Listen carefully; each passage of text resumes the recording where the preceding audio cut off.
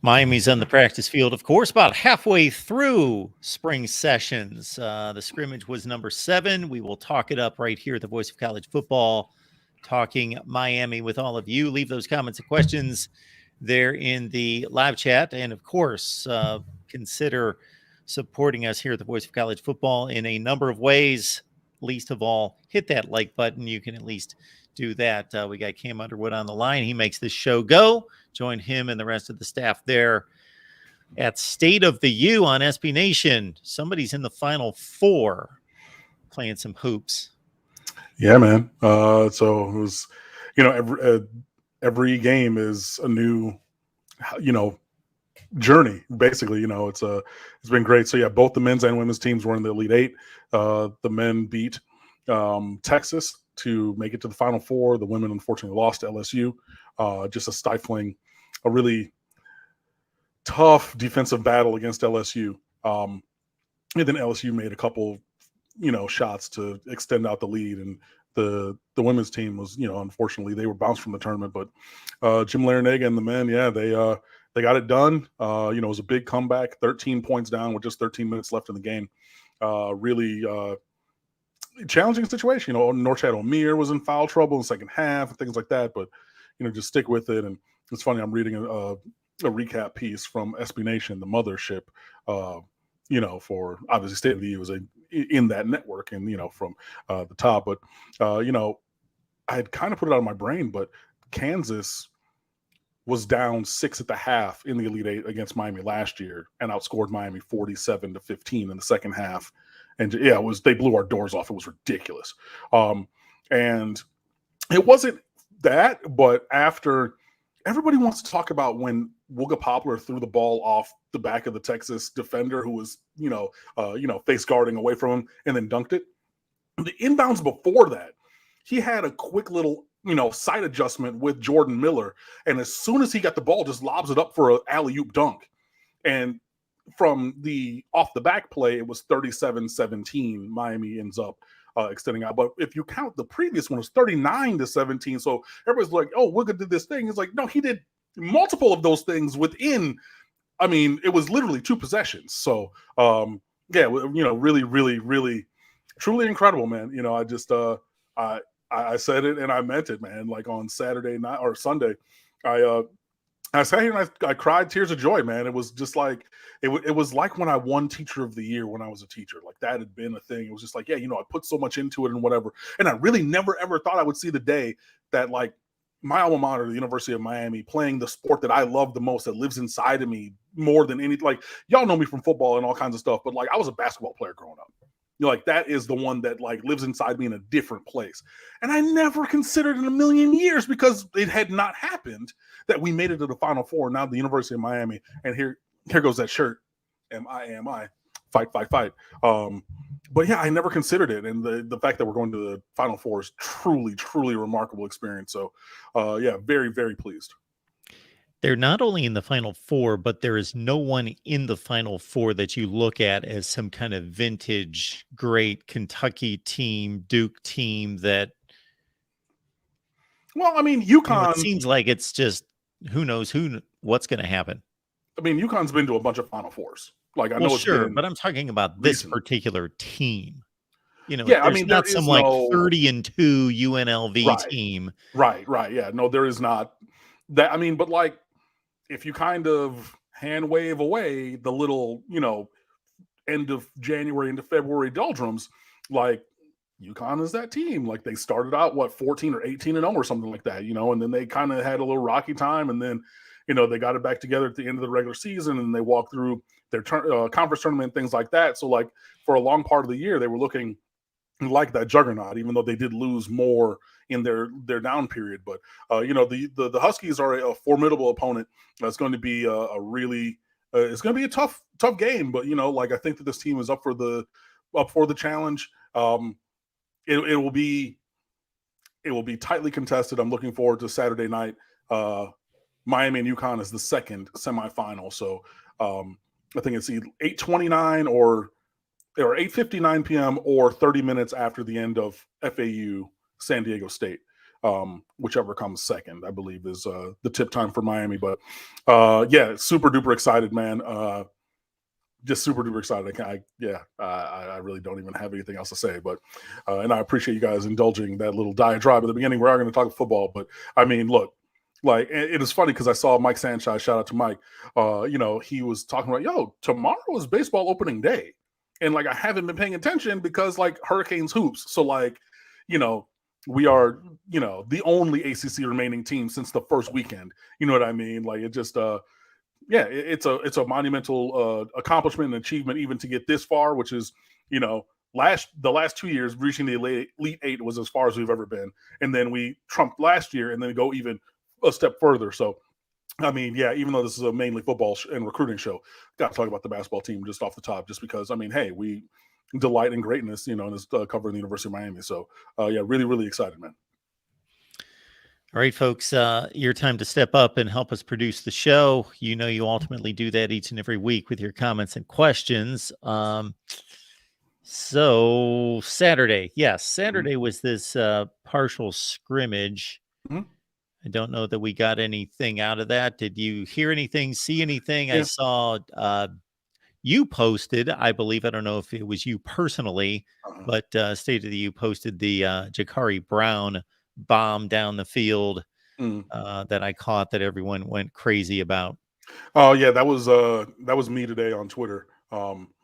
Posted that one, and and the thing that I intentionally said on that tweet was, if Jacurri can do this consistently, because we know that the potential is that we know that big kid, strong arms, well built, gigantic shoulders, an athlete, a gazelle, the what can Brown do for you, the UPS Express package. We know that he has incredible athleticism. We know that he has great statistics from high school. We know that he has, he showed flashes of this incredible athletic ability turning into on-field performance, even last year's a true freshman. We know all those things. The thing for him is to do it consistently. And people were pushing back on that throw, even from yesterday's practice. Like, oh, that should have been picked off. And they're like, he was throwing a fade up the sideline to a receiver towards the end zone. Like, that's not, like, that's where you want to put it. You know what I mean? Like, and the receiver needs to go make a play. And the receiver did go make a play. Number 12 is now Robbie Washington because Brashard Smith switched from 12 to 0. That's what took me a second. Was, that's Brashard. Oh, wait, no, that's not Brashard anymore. But that's freshman receiver Robbie Washington who made that play.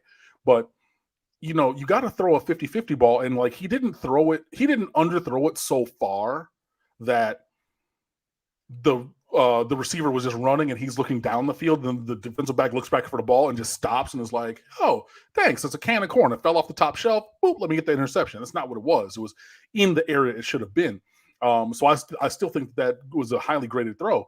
And yeah, if you can do that consistently, and that's really where, Shannon Dawson in offense and as the coordinator and quarterback coach, he's working on all those things, with all three. But, Emory Williams is flashing, a very strong ability to throw the ball. Tyler Van Dyke, from all reports, is looking like Tyler Van Dyke again, which is great. Just in terms of what the spring is about, it's about that internal development. It's about installing those things, and from everything that's been said and written, it seems like the offense is about 85%, 90% installed, and that's great because you want to have as much of a handle on it going into the off season. Where you're doing player-led workouts, everybody still has their playbooks and everything, but you don't want it to be coming into fall camp like, hey, we're going to introduce you to these new fundamental foundational building blocks of our offense or defense. The defense is, Lance Guidry's, it's, hey, you guys be disruptive, get up the field, do what you got to do. So, yeah, it's a excuse me, there are guys who are stepping up. It seems like Jalen Rivers playing left tackle now, obviously with Zion Nelson still out and everything, but, he looks like he's doing really well. Javion Cohen coming in from Alabama, sliding straight into the starting lineup, things like that. Francis Mauigoa at right tackle. Mark Cristobal, even asked about, all of the freshman linemen. He said, I mean, directly, Mauigoa is going to be let me get the quote right. He said, Francis Mauigoa is going to be an elite college player. Literally said it twice. So again, this is a guy who recruited and developed Penei Sewell. So, and he's been an offensive line. He was an offensive lineman. He's been an offensive line coach. Like, I trust and believe him. I, just yep, I've seen it. Like, I just believe you when you talk about this. So, he's stepping up. It seems like, there's a bunch of guys, and, you asked me last week who I was really looking to maybe take a step this spring. And I said the 2022 recruiting class. And a lot of those guys have heard of, and seen reports. They've even been talking to, are available in media availabilities after practice and everything. And a lot of guys in that 2022 class seem to be taking steps forward. Markeith Williams is one of those. Nigel Kelly is one of those. There's other guys as well. But yeah, it just seems like we're on the right path. And you have that, partial scrimmage on, another super duper recruiting day. Like the list that was there on Thursday of last week, and I think that was still on a lot of players' spring breaks, was pretty deep, high school spring break. But Saturday was even deeper, of just elite prospects being there and going around with the program and everything. So yeah, really seems to be going in a positive direction. Look, and I know it's building blocks. It's, behind the scenes kind of, because you're not even going to, when there is media availability at practice. It's not the entire practice, obviously. But yeah, things seem to be going in a positive direction. It seems that things are coalescing and coming together. That being said, when it turns the calendar, once we pass my birthday in the middle of August, and we're going downhill towards the opener at the end of August into September and things, when we're playing a group from another institution on the field who we've not practiced against, and we're doing what we're putting our show on the stage, we're putting what we did on Green Tree or wherever on the field at Hard Rock or these other places, and seeing how it matches up. That's where I need the result to be different than it was last year. But at this point of the development process, I think that we're in a good spot. Our guy, Mr. HD, is here. He says, Cam, we're halfway through practice. Seeing the roster depth, what do we still need out of the portal come this fall? Wide receiver, and a really good one. Like, I'm not going to stop on that one. Defensive tackle, like a big body, someone Daryl Jackson like, 6'6", 310, like a big defensive tackle. I mean, like that is an active negative to this roster, him going to Florida State. Him going elsewhere, period. It's kind of a double whammy that he went to Florida State. But replacing him with someone of that larger body type, you know what I mean? Like, the Branson Dean and Thomas Gore, they're fine. They're penetrating guys, but they're smaller. You know what I mean? They're more Warren Sapp than Russell Maryland. And we need that bigger body, I think. I would take another depth player at any defensive position, any and all. It is raining, Lord Jesus. And a quarterback, honestly. I don't feel comfortable only carrying 3 scholarship quarterbacks. I don't. And we've all you got to do is look back to last year, or the year before. You know what I mean? Derek King broke his ankle.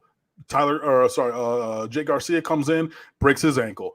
We're on Tyler Van Dyke for the rest of the season. And then, we have Peyton Matoka and Ryan Rizik, I think, was the preferred walk-on, who played he played 3 years varsity in high school, but you're a snap away from one of those dudes than being the guy 2 years ago. And then last year, you play all of them. You know what I mean? So only having 3 scholarship quarterbacks, that seems light to me. So I would like one, but I mean, it got to start with somebody at the top of the rotation receiver, man. We need that. And I know everybody's talking about Colby Young, switches to number 4, slims down a little bit. He seems to be really building his connection with Tyler Van Dyke and whatnot. All those things are great, good, wonderful, and glorious. I need another guy. I need a guy like capital letter GUY, him. I'm throwing the ball to him. I need one of those. So, yeah. Staying on the practice route before we get to any recruiting here, we've got Ronnie Graham feeling good about Don Chaney getting back to 100% and displacing Henry Parrish as RB1. He has a chance, man. I mean, he's, again, I hate to say it, but he's bordering on mythical creature status, except for he's already done more in college through 3 years than did Robert Burns at Miami, But if he's back to 100%, man, that's incredible. That's great. And he's hopefully going to continue to show that he's an elite talent.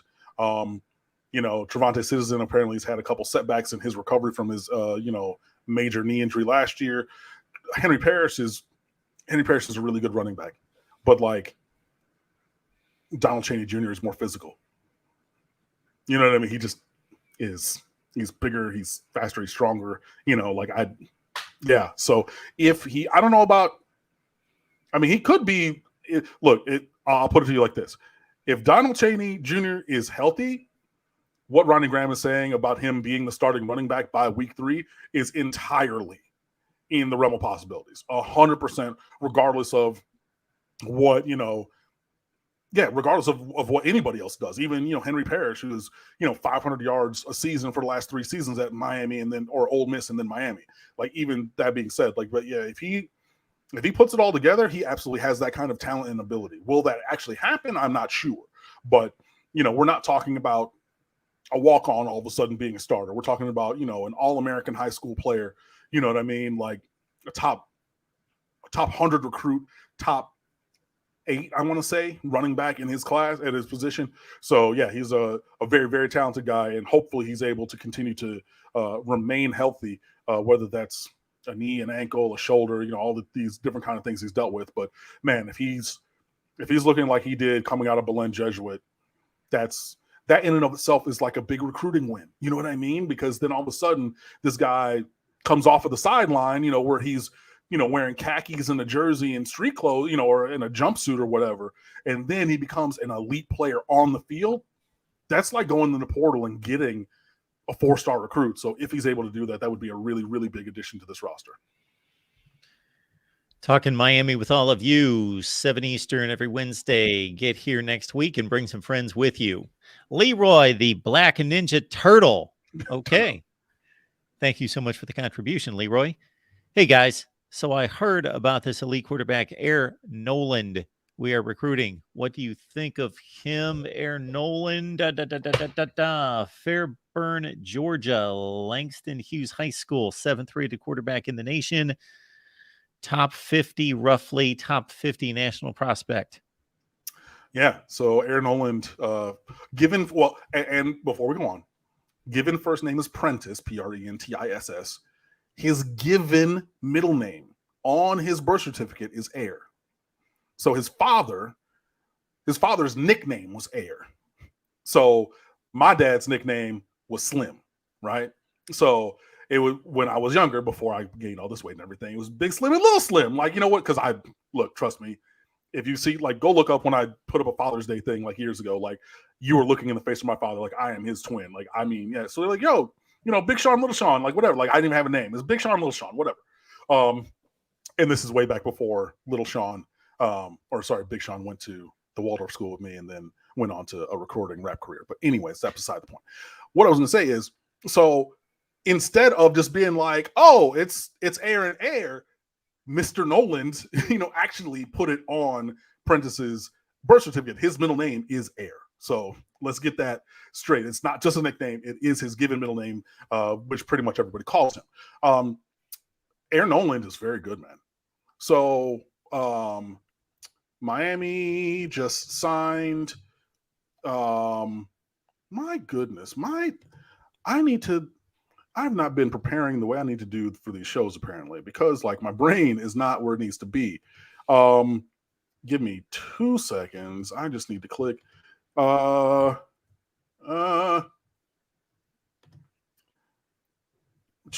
I go. Come on down. Sign.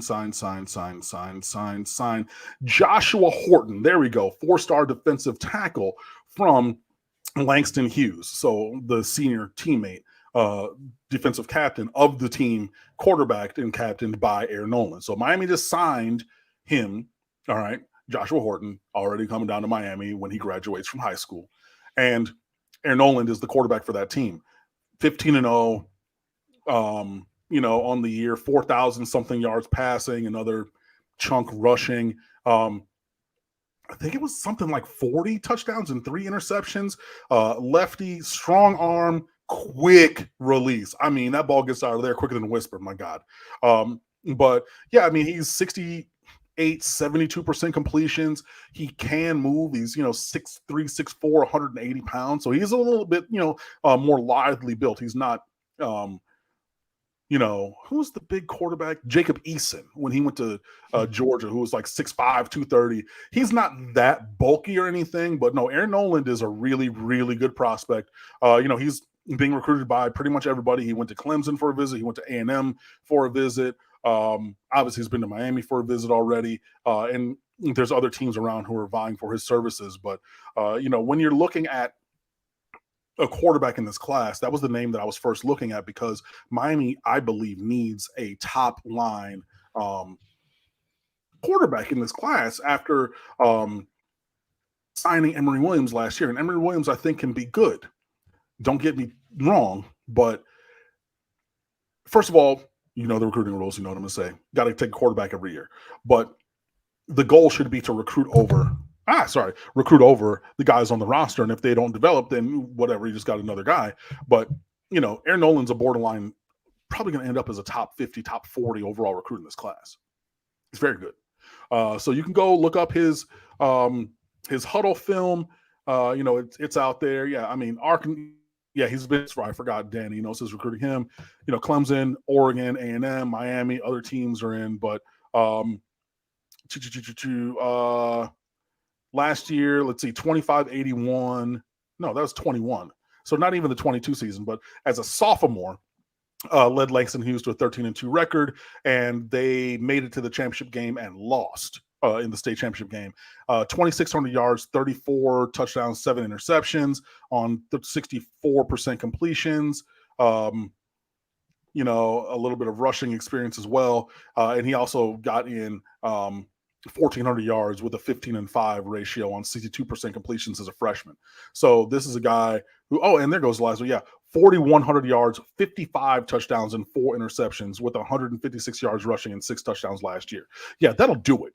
You know what I mean? So he has, I think he would be a fit in this offense, whether, we want to base it around him or we want to play basketball on grass and he's the point guard just getting the ball out to people. But, I mean, even go back to his freshman year in high school, you're talking 62.5% completions, and that's the floor, and you're going up from there with the athletic profile and demonstrating success of, Langston Hughes only opened in 2009, I want to say. So they got, it's a brand new school. So just barely over a decade old. He's the quarterback that gets them, to the championship game. As a junior, they lose it. And then he says, nah, hop on my back. We're going 15-0 and blowing everybody out and winning state as a junior. And then going to set that up again. Yeah, that's a guy. I mean, there are other guys on the board, but that's the one that I want.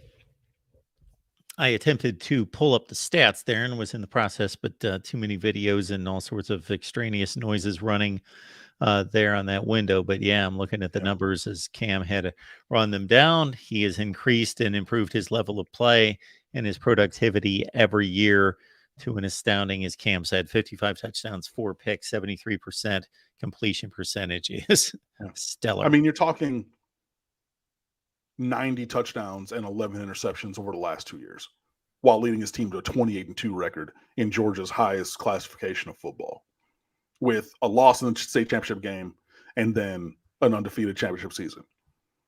I know wins are not a quarterback stat because, like, Joshua Horton was on that team. He played tight end. He played defensive line. Like, he's, an incredible player in his own right. I wrote the notebook on him. You can see that. And there's other guys on the team and, at that school and everything. But, like, even if you're not saying, okay, cool, this is entirely on, the left shoulder and left arm of Aaron Noland, dog. You know what I mean? Like 7,500 yards, 90 touchdowns, and 11 picks with, I think, 11 or 12 rushing touchdowns across 2 years and 28-2. The whole package speaks for itself. So, yeah, he's in just over 2 weeks. Aaron Noland is set to announce a commitment on April the 11th. So right before tax day, in case you haven't. My friend asks me all the time, be sure, have you gotten your taxes done? My appointment's on Monday, so I'm going to have mine done. But like, if you haven't, be sure that you do. But yeah, if you come on here and hear me say, okay, in the last couple of days, Aaron Noland just made his commitment, then the bells should be going off like, oh, shoot, I need to go do my tax return and everything. But yeah, that'll be coming up. And, a lot of people are looking to him, and, heard on another podcast of another website, they're saying that, people are looking at Aaron Noland like the Pied Piper, like he's the one who leads, and then others will follow in this recruiting class. So there is still work to be done. This is not a finalized thing. This is not an assurity that he's coming to Miami, but he is a top-end recruit. Miami is very strongly recruiting him, and seems to be in a good place, but there's still a ways to go. But that's a guy that I want on my roster for sure. Miami Mama's boy, appreciate that you wait all day for the best show with Mark and Cam. How you guys doing? We're doing well. Yeah, doing great. And hey, you don't have to necessarily wait all day. You can go back on the YouTube page and just play the old videos, like greatest hits. Like, hey, like let's go back and look at that. Okay, like let me get caught up in what Cam and Mark said last week, and then we can hear this week or like a couple weeks ago and say, oh well, no, I'm seeing about this person, I'm hearing about this. Did we talk about that? Oh yeah, and you guys can do those things. They live on the internet forever. So you don't have to wait all day, but we appreciate the fact that we've cultivated this into something that you are anxious to see, and hopefully, we're delivering for it. I love that idea. That's music to my ears. More views, make some more comments, do all those other things. Absolutely.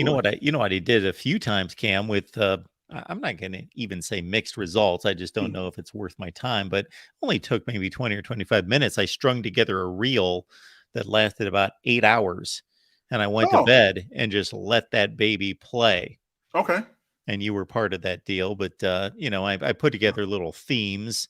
One was more of a Florida feel between Miami, Florida State, strung shows together and clips, and threw you all on there. And people sat there as soon as they got accustomed to, okay, this is not a live stream that's live.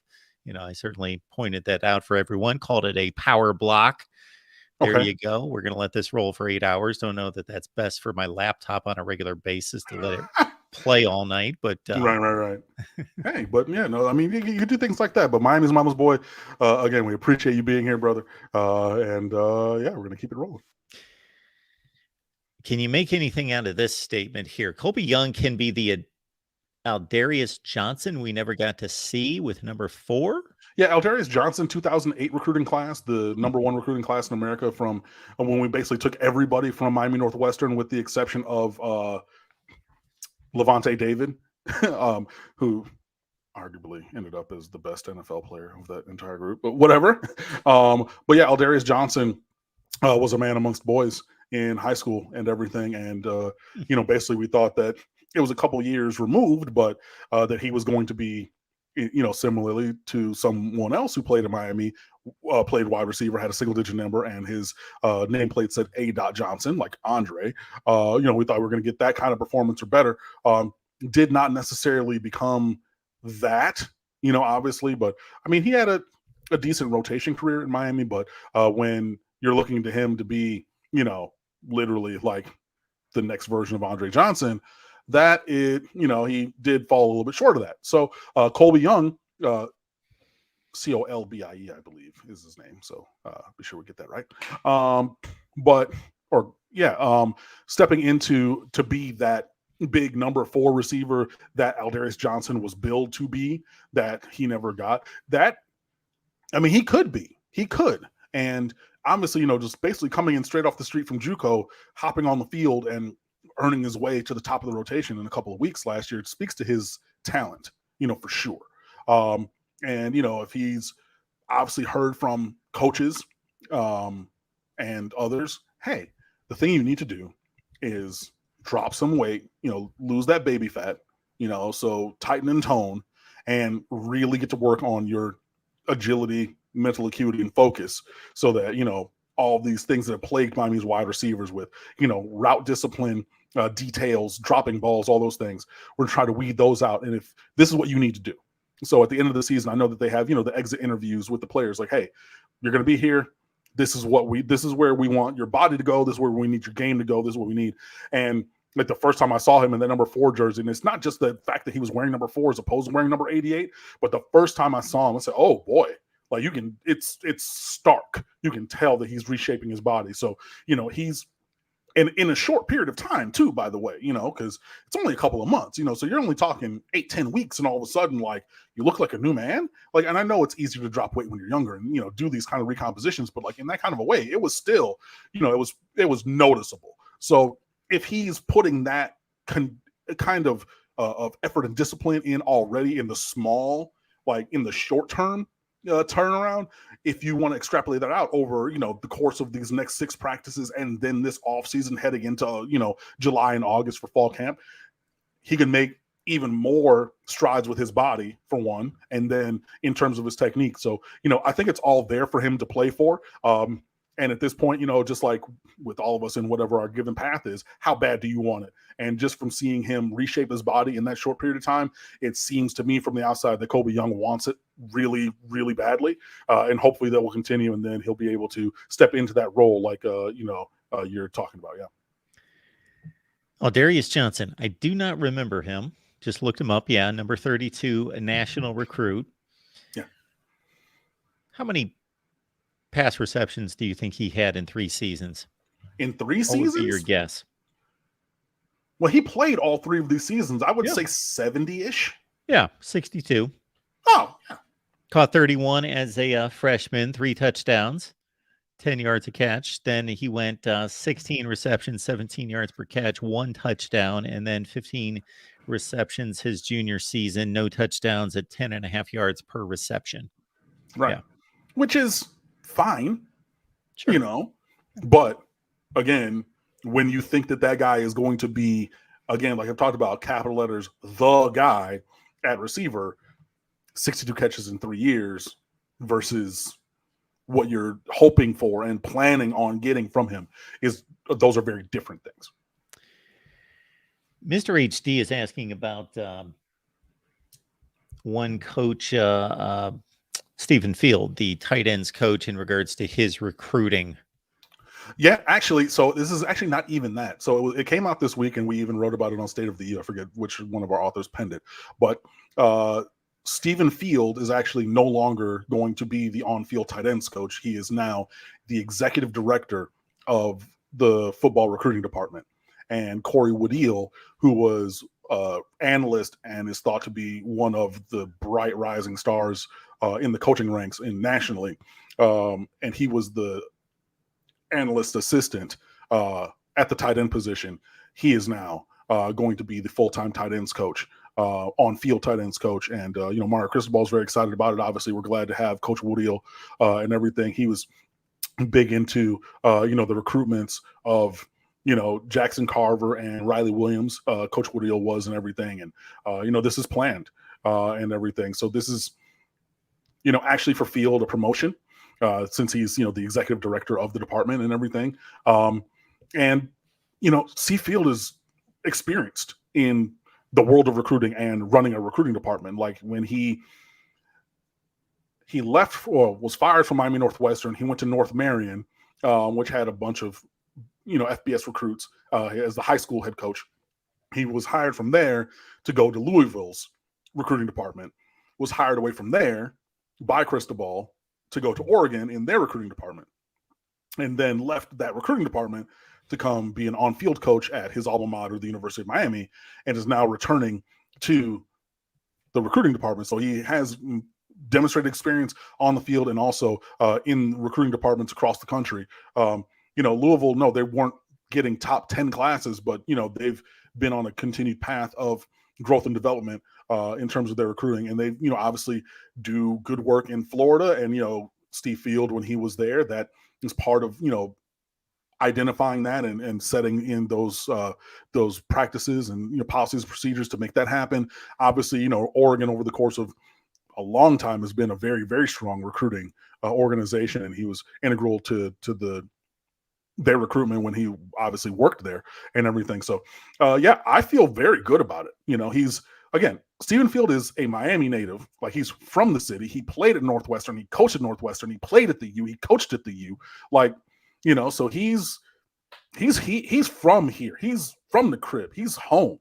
And, if that is what he desires to, be, continue his journey in football off the field in, executive director level in terms of recruiting, again, which is something that he's demonstrated excellence at 2 previous Power 5 jobs, where they saw an uptick in their recruiting when he got into the building. I feel very strong about that. So yeah, I think it's a win-win, man. You get somebody who knows the world of recruiting from across the board, across the country. He's now leading that department.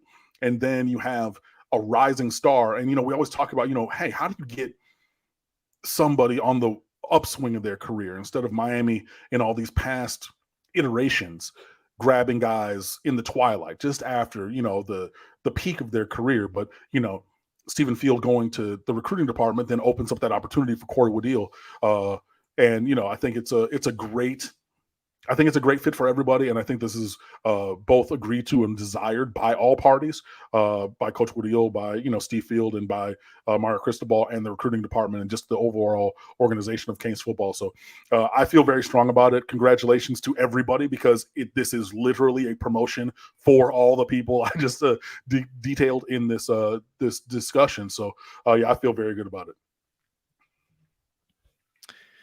Yes. FTW, et cetera, 305 MDC. Yes, Cam can talk about anything. I mean, I have the gift of gab for one. Yes. And when I taught, like, my students loved the days when it was just like, Mr. Underwood's not necessarily feeling like teaching music today. Let's have story time. Let's have a discussion. Let's talk about whatever. Or, it got to the end of the class, like it's raining out here now, right? And we're going to hold the bells because the rain is so strong that we actually can't release the kids from the portable safely. So we're going to just hold in our current classes until the bell rings. Like, yo, we got extra time. Like, I am a storyteller. I have a story about pretty much anything or everything. And yeah, but you guys also ask great questions and bring things up, like, Steve Field's transition to the recruiting department and Corey Woodell, even though that was unasked, but that's the other part of the equation, coming into the role of tight ends coach. So yeah, I pride myself on that. And FTW 305 MDC, thank you. Appreciate that. So obviously all I need to do is, look at various aspects of the YouTube channels, and then, you see what comments came in for the day and so forth. And they're typically the comments that come in for the most recent videos.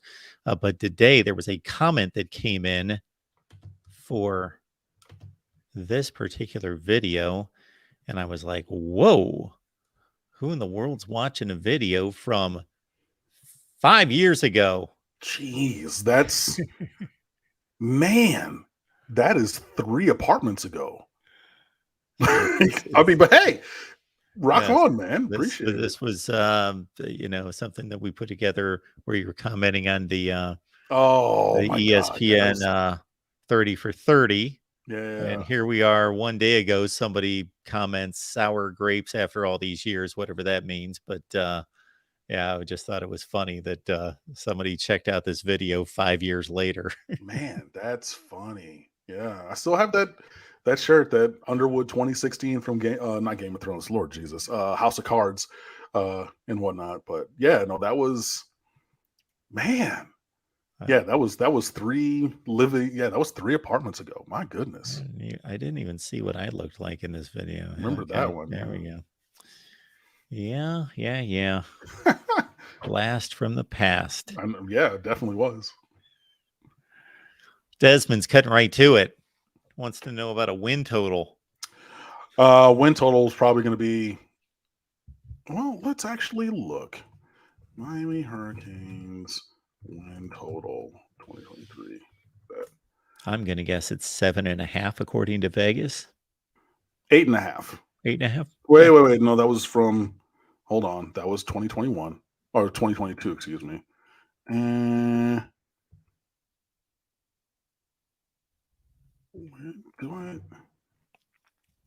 I always catch a lot of disdain from our contingent here because they think I project the team way too low. And then as it turns out, I'm usually 2 or 3 games high. Let's see, 5-7 last year. I predicted 8-4 last year. The 7-5 season the year before, I predicted 9-3. And I caught some hell for both of those predictions for being much too low when I cut it 2 and 3 games north of what it ended up to be. Now the COVID year I nailed at 8-3. Those are the last 3 that I recall. Oh, okay. I'm still trying to find a number for this year. Let's see. Futures market. See if I can get that. No, that's not. I have not seen that myself. Yeah, maybe they haven't come out with, but I would say somewhere around that 7.5. I think that feels right for the line. And, if you like, obviously, in terms of an over under, you want to set it at half and then have people have to choose. You don't get pushes like choose it over, choose it under. I think, and I think that because that's where I am with this team. You know what I mean? Like that, Mr. Overdose 101. I'm still saying 7-5 until the O-line improvement says otherwise. I think you can go there with it. And again, 7-5 is still a 2-game improvement. And we're going by, what Mark has determined, with in previous years of teams going +3 or -3 on their previous year, record, which happens, I forget the number, how many times? 27 out of 65 Power 5 teams this past season. So just over a third, right? +3 would be 8-4. So I think that that's really and 2-10 is not. No. So so I just want to throw it out there, a -3 from 5-7 is 2-10. That's not going to happen. Stop.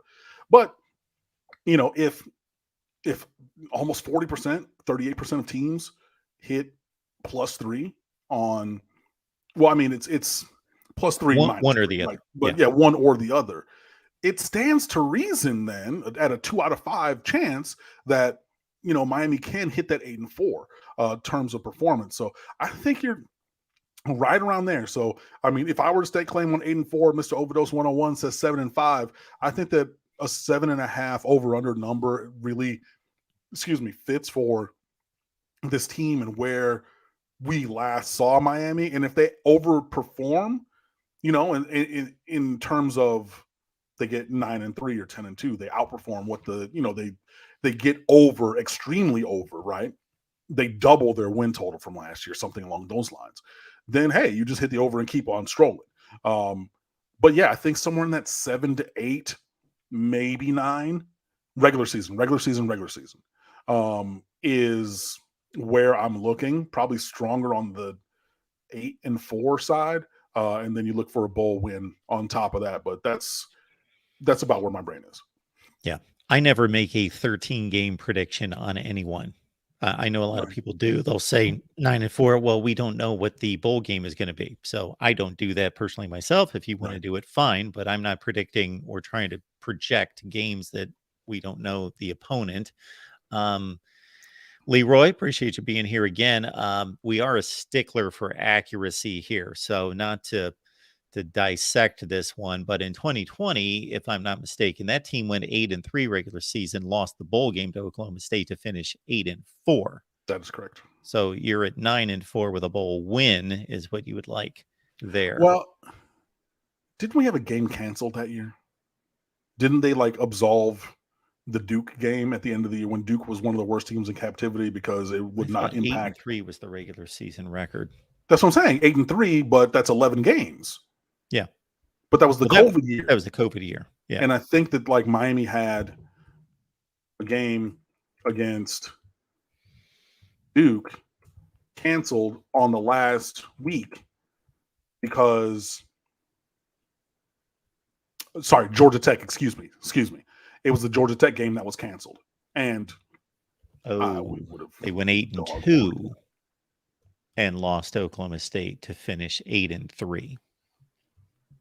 Yes. Yeah. Absolutely. But I mean, something along those lines would be a welcome sight, obviously, but yeah, even from where Miami was last year, a small step is still a step. And I mean, I don't mean a small step like 6-6. Like I mean, even though it would be. But yeah, that's 7-8 ish or above. I think that's really reasonable. Now that was a strange year, and I was commenting about it. Some other team, I can't even remember what team. I think it was Michigan because they went 2-4 that year. They played 6 games. I didn't really consider that to be a knock on Jim Harbaugh's tenure Right. even at the time, but I do think it's understandable for some teams to have had some issues that season. Nobody could communicate face to face for months and months and months and months. Conference schedules were delayed. Shoot, the Big Ten, the Pac-12, they didn't hit the field until October sometime. Shortened season, the whole deal. You're playing 2 and 3 games, then you're having 2 canceled and all over the place. I do think Right. that the way it all resulted with the teams that made the playoffs seemed, it's not like Washington State, Kansas State, Illinois, and Missouri showed up, in the college football playoffs. There was legitimacy there with Alabama, Ohio State, Clemson, Notre Dame. But this particular Miami team, 2020, it was more so just the 2 games they lost in the manner that they lost those games. There was the big showdown against Clemson. They go down there and get whacked. And just in that North Carolina rushing attack on the final day of the season, they had an 8-2 season. Came extremely close to going to the conference championship game. But yeah. Yeah, I mean, like, literally, those running backs got NFL careers because of that game, man. I mean, like, they're still running. Like, and it's just counter over and over and over. Like, it was, yeah, I mean, just atrocious, man, and yeah, but then you have that, and then, what was it, 42-17 at Clemson, and that was a game where, like, they redid the schedule, like, after, everything was happening with COVID. They're like, oh, we're playing conference only, and y'all aren't supposed to play, but, like, you got De'Aaron King and everything, and yup, we are leveraging the Miami brand. Yep, y'all are playing Clemson, in Clemson. Deal with it. So, yeah, it was an interesting season. AJ Hairston, let me get the read on him. He's a quarterback out of Monarch. Oh, there's nothing on him except 6'3", 233 out of Pompano Beach, Florida. Yeah, he goes to Monarch. Had a couple thousand yards passing, this past year. Big kid, strong arm. Did watch the huddle and everything and whatnot, but, like, he has a weird throwing motion. If you watch the huddle, he has a weird throwing motion. And I mean, I think that he can be an FBS recruit for sure. I think that he might even find his way to a low middle tier Power 5 school. If he's a take for Miami, I don't have him as a take for Miami. I don't think that he has. I don't see it.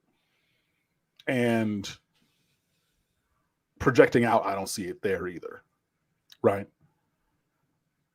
And especially on the fact of we took Emory Williams last year. So unless you're planning on taking 2 and he's comfortable being the number 2, riding in the back of the bus behind Air Noland or whomever else at the elite level who's driving that bus in terms of quarterback 1 in this class. Because, yeah, there would be 2 of them, but they would be stratified. It would be there's a 1 and there's another 1. You know what I mean? Not like, yeah, they wouldn't be on the same level, right? And because I don't think that they're the same caliber of prospect. I don't think that at all. But yeah, I don't have them as a take if we have a 1 quarterback class. I have them as maybe a provisional take if we take 2, but there's even other guys that I would prefer to have than him in this class, even if we took 2. And critique is critique, and that's my opinion, and that's the feedback that I'm giving.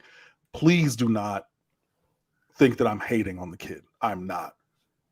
I know that he plays well. I know that he set records at Monarch. My friend, Mr. Halliday, Phil Halliday, is still the choir director over at Monarch. I know that school. We hosted districts when I was district chair at Monarch, right? I don't know the kid. I don't have any ill will towards this kid, right? But evaluating the game in the way that I do, I don't necessarily see him fitting at Miami. I do think, again, he can be a mid-lower tier Power 5 quarterback. If he goes to Group of 5, I think he's going to do numbers, like big numbers, and then transfer up. If he chose, or if that's the route that his career takes him. But yeah, so giving critical feedback is not me hating on the kid. And because I hear that so many times. Oh yeah, I don't. There's like only one or two recruits ever that I had a personal feeling about because I worked at Miramar and I knew these kids personally, or at Deerfield. You know what I mean?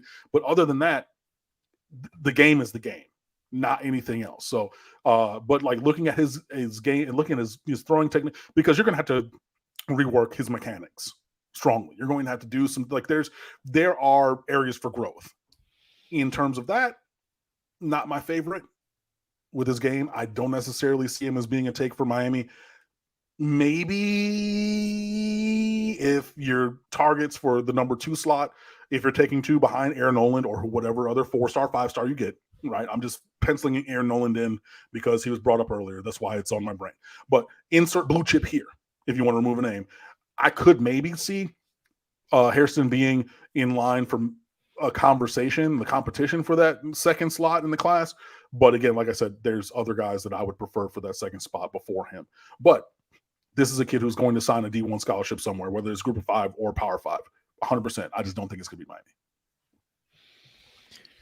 I saw a Miami outlet of some sort on Twitter a couple weeks ago take exception because of Kam Kinchens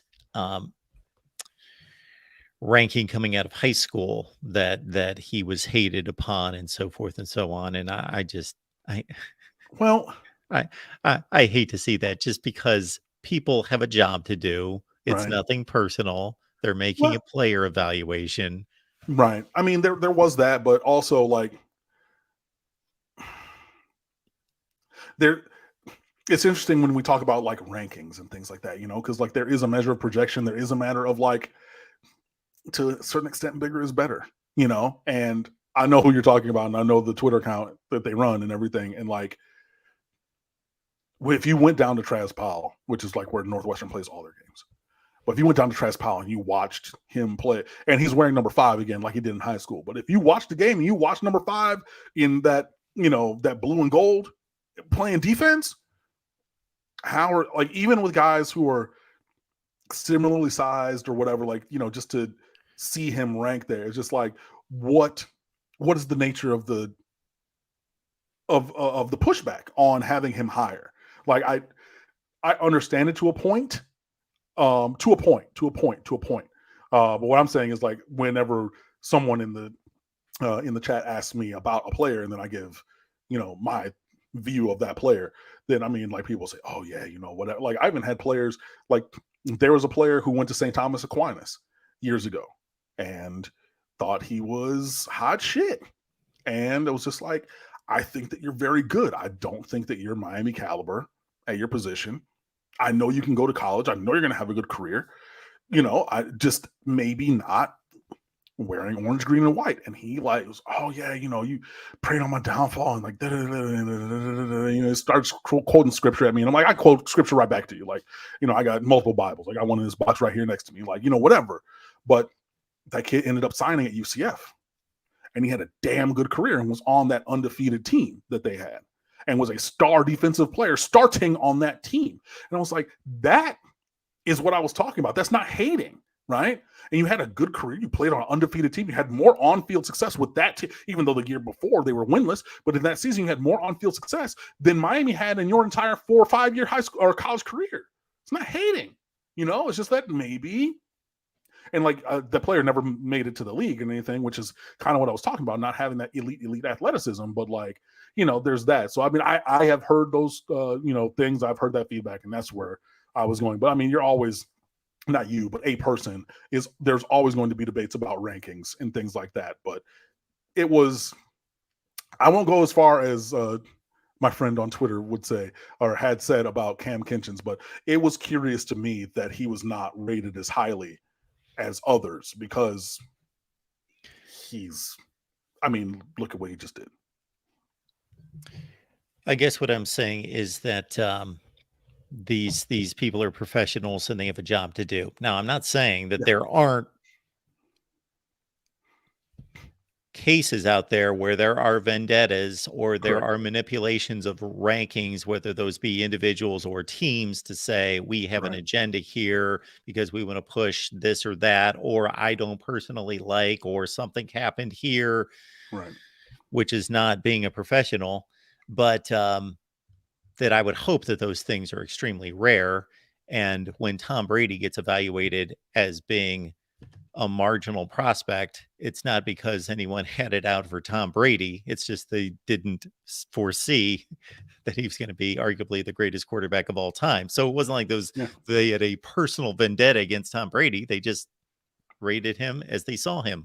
I mean, he's 6'2" and kind of thin and not really in great shape. Everybody still puts up that picture from the combine and everything. And I mean, like, look, I was a Michigan fan then. I was up there in Detroit, and I wanted Drew Henson because he was a Paul Bunyan come live. Like, he was first team All-State, basketball, baseball, and football. I told you, me and my dad rode out there to watch a baseball game his senior year, and he hit a ball that's still orbiting the seventh moon of Jupiter, man. I mean, he hit this ball to just left to center field that, I had never literally seen a ball, and I was there when I'd seen Cecil Fielder and Mickey Tettleton both hit balls out of Old Tiger Stadium.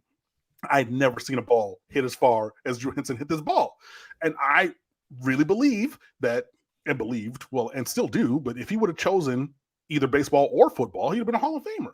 So, and he's 6'5", 240 pounds. He can move, he had a rocket arm, all these things. So it's not necessarily, but you have a preference, and then there's this, okay, cool looking, 200 pounds, 6'3" guy looking,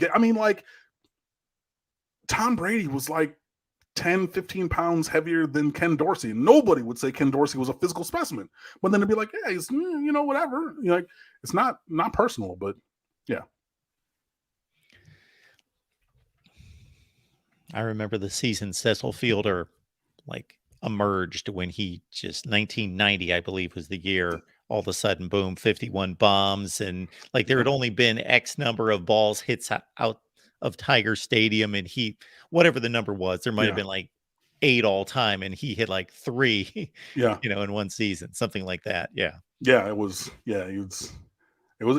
time. We just go down there to the corner of Michigan and Trumbull, where Old Tiger Stadium was, and over on the east side, and sit there, and you go out in the left field bleachers and hope that you're going to get a ball, and then it's just oh no, that one's actually going to be on the freeway. It's going to bounce over the top and, whatever. So, it was good times, man. Good times. Yeah, Mickey Tettleton as well. Not a great player, but a really good player. And just, but a guy that, was the Tigers seemed during the 80s and 90s to have a propensity of grabbing just mammoth sluggers like that. Darrell Evans and Mickey Tettleton and guys like that. Rob Deere, who hit 185 with 200 strikeouts with 34 home runs, way before it was cool to do the Adam Dunn, But he was true 2 outcomes, not even 3. Adam Dunn was a walk, a home run, or a strikeout. Yes. That was it. Rob Deere, remove the walk from that. It's a strikeout or a home run. He was not really great in the field and everything. But if he figured out a way to put the barrel of the bat on the ball, cancel Christmas. It's going far. But whatever. So anyways, that was a short story long on it's not personal, mostly. All right, folks. Every Wednesday, make it on back next week, and we will talk Miami football with you. Bring a friend or 2 or 50 with you. So, Cam, I got to think there's some basketball coverage there at the State of the U this weekend. Yeah, lots of it. I'm actually going to write another couple pieces, leading up to the game, how to watch, all those different kind of things. But when we still got, a couple other things, but obviously we're going to be really focused on the men's basketball team making the Final Four. So stateoftheu.com, obviously, please come on over and fan with us. Instagram, Twitter, and Facebook at the State of the U. My personal Twitter, as you see right there, is at Underwood Sports, where I tweet about all kinds of different things: F1 video game, television shows, reality shows, dating shows, whatever else I'm watching, except for The Secret Show. That's the one show that I'm getting caught up on that I'm not telling you guys what it is until I'm all the way caught up, just because like people love to ruin stuff, and like this is one that like it caught my attention in a way. I'm like, I don't want even to tell y'all what I'm watching because I'm not giving you the chance to ruin this one for me. But yeah, so we're there and we're doing that. I posted on the Twitter and the Facebook, there is a Alumni Association watch party in Tampa. If you are in Tampa for the Final Four, being coordinated by our own Rob Weaver, contributor for State of the U. So please go over and check on that. Obviously, if you're a UM alumni anywhere, and you're not going to Houston, which unfortunately I'm not. Anyways, then there's a watch party in your local area for that. I know my friends Robin and Aaron, they're probably going to the Final Four, but if not, they'll have one in Tallahassee. There's obviously Broward County, Dade County, Palm Beach County. New York is a strong area, obviously, because South Florida is tropical New York. Philadelphia, Chicago, Detroit, Los Angeles, Vegas. I know there's a lot of great places that have really strong alumni associations. So you can go on any kind of social media and check on those. And obviously, if you're in those areas, you're probably getting those emails as well. But really looking forward to seeing a tightly contested game on as the second semifinal on Saturday night. Really, really excited. And then, obviously, hopefully we continue that growth and momentum through the spring with baseball and swimming and diving, tennis, track and field, and then, spin that into the fall with football. But we will be here to talk about all of that always and forever. So 24/7, 365, stateoftheu.com. Come on over and fan with us, and we'll see you soon. Folks, we did 63 minutes for you, so watch what you missed. You probably missed some good stories and analysis, so do that. Cam, appreciate you making this happen, of course, and we will see everyone next Wednesday.